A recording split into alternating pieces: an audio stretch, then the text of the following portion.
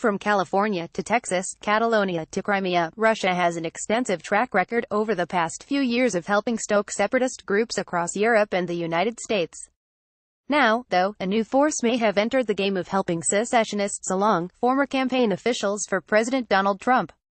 Late last week, a series of reports from local outlets across Bosnia and Herzegovina reported that a pair of former Trump campaign officials met with Željko Svjanović, the current Prime Minister of Republika Srpska, a Bosnian Serb enclave whose local leadership has spent the past few years advocating for the breakup of the country. According to reports in both Alternativna TV and N1, Svjanović met in Banja Luka with Jason Osborne and Mike Rubino, a pair of American political consultants. It's unclear why Svjanović elected to meet publicly with Rubino and Osborne, both of whom had key roles on Trump's campaign and have worked closely with Corey Lewandowski, Trump's former campaign manager. It could mean that Republika Srpska's leaders are trying to reach people around Trump. Ruf Birovic, a former Bosnia and Herzegovina energy minister, told Think Progress. They've certainly been trying. Whatever the specific reason, the meeting is the latest in a strange series of appearances from former Trump campaign officials with members of anti-democratic governments in the region, some of whom, like Svjanović, work directly for individuals sanctioned by the U.S. government, and are building secession movements with the help of Russia. All the president's men. A few weeks before Rubino and Osborne touched down in Bosnia and Herzegovina, Lewandowski, who had been maintaining a relatively low profile during the Trump administration, popped up nearby in Belgrade. Lewandowski vaguely said he was there to meet with business officials to discuss developments in the United States. But local reporters suggested he had ulterior motives. During a roundtable event, Lewandowski hobnobbed with some of Serbia's elite, including, according to Mother Jones, a top Serbian official close to President Aleksandar Vučić, recently described by Foreign Policy as an autocrat. Likewise, an opposition politician accused Lewandowski of appearing simply to drum up business for his own consulting work.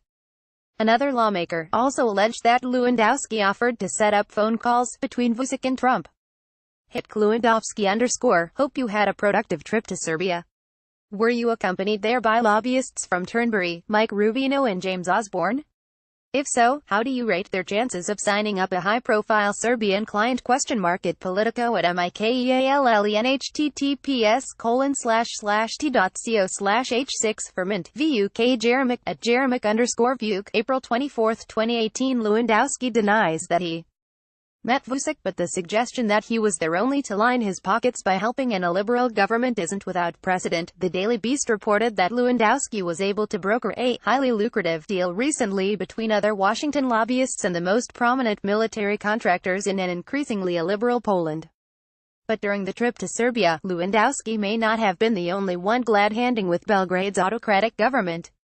As N1 reported, one Serbian politician wondered aloud if Serbia's leadership also met with Rubino and Osborne. Turnberry time. Lewandowski, Rubino, and Osborne have a lengthy, convoluted history with both the Trump campaign and their post-election lobbying work. Lewandowski ran Trump's campaign until June 2016, when he was reportedly ousted by Trump's family. Osborne initially worked on Ben Carson's campaign, before switching over and becoming a senior advisor on the Trump campaign. He is currently listed as the leader of the Republican Party on the Northern Mariana Islands, and Rubino helped lead state-level campaigns for Trump, including Virginia and Maryland. Following the election, Lewandowski set up Avenue Strategies, which Rubino and Osborne would later join. After a series of stories came forward accusing Lewandowski of selling access to Trump, he left Avenue, as did Rubino and Osborne. Shortly thereafter, Rubino founded Turnberry Solutions LLC, a Washington-based lobbying firm. While Lewandowski has never been officially affiliated with Turnberry, his name has never appeared on any official documents filed. His presence has been impossible to miss at the firm. A 2017 Politico report described Turnberry as the Lewandowski Embassy, with one of Lewandowski's friends even calling it the Corey Lewandowski Galactic Headquarters. When Think Progress called Turnberry, its voicemail was full, and emails went unanswered. According to lobbying records, Turnberry has accrued a handful of clients since its founding, from the Northern Mariana Business Alliance to T-Mobile. However, despite numerous reports, including a statement from T-Mobile, claiming Lewandowski is a part of Turnberry, the former Trump campaign manager has denied, time and again, that he is a part of the group. Like Lewandowski, though, Osborne and Rubino have made a habit of seeking out some of the most illiberal and dictatorial governments across Europe. Politico reported that Turnberry's team joined Lewandowski in Poland. A Turnberry representative also spoke with Azerbaijan's ambassador late year, with Lewandowski reportedly offering Azerbaijan's ambassador access to Trump. Earlier this year, Osborne filed forms indicating he would be helping whitewash Azerbaijan's dictatorship, which remains a despotic government nearly 3 decades after breaking off of the Soviet Union. Breaking free. The recent meeting in Bosnia and Herzegovina, however, indicates Osborne and Rubino may be willing to go a step beyond just helping anti-democratic regimes entrench their rule. For some time, the leadership of Republika Srpska, a region in which the Srebrenica genocide took place in 1995, has advocated for union with Serbia, effectively nullifying the Dayton Accords, the peace agreements that settled the Bosnian War over 20 years ago. Much of the recent advocacy for such an unprecedented move comes from Milorad Dodik, the current RS president. As Dodik said earlier this year, the Serb people have 2 states, Serbia and Republika Srpska, and we want to be one. Recent public demonstrations, as well as an illegal 2016 referendum on the topic, have all ratcheted tensions in the region.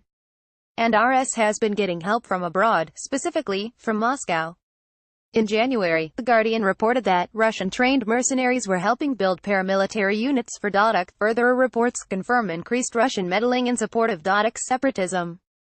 Dodik recently hosted officials from South Ossetia, another Russia-occupied breakaway region in Georgia, thanks to his actions in unsettling Bosnia and Herzegovina, as well as the broader Balkans. The U.S. decided to finally, formally sanction Dodik in 2017. As the Treasury Department noted, Dodik was designated for conduct that poses a significant risk of actively obstructing the Dayton Accords. As one Treasury official said, Dodik poses a significant threat to the sovereignty and territorial integrity of Bosnia and Herzegovina. So, the SNSD, whose head, Milorad Dodik, has been sanctioned by the U.S., appears to have bought the services of one Jason Osborne. That seems a little dodgy, no at GOP? https://t.co/smvvjqhfcz, Jasmine Mujanovic, at Jasmine Muj, June 7, 2018. While there's no indication Osborne or Rubino met directly with Dodik, their meeting with Svjanovic is hardly any better, not least because Svjanovic is effectively Dodik's proxy at prime minister, and further denies that a genocide actually took place at Srebrenica. Dodik is a man the U.S. ambassador in Sarajevo refuses to meet with because of his years-long track record of attacking U.S., EU, and Bosnia and Herzegovina officials. Jasmine Mujanovic, a lecturer at Elon University and recent author of a book on the region's political dynamics, told Think Progress. And when asked if Dodik and Svjanovic were close, Byrovic responded, very. While Osborne's and Rubino's endgame remains uncertain, for Mujanovic, their presence, as well as Lewandowski's recent tramping through Belgrade, is concerning enough. I think we need to understand this as part of broader trend with this White House and its respective proxies, he said. They are making a habit of reaching out to and associating with regimes which have traditionally opposed American and European interests, so the idea that there are now American, GOP-affiliated strategists working with Dodik and his government is really quite shocking.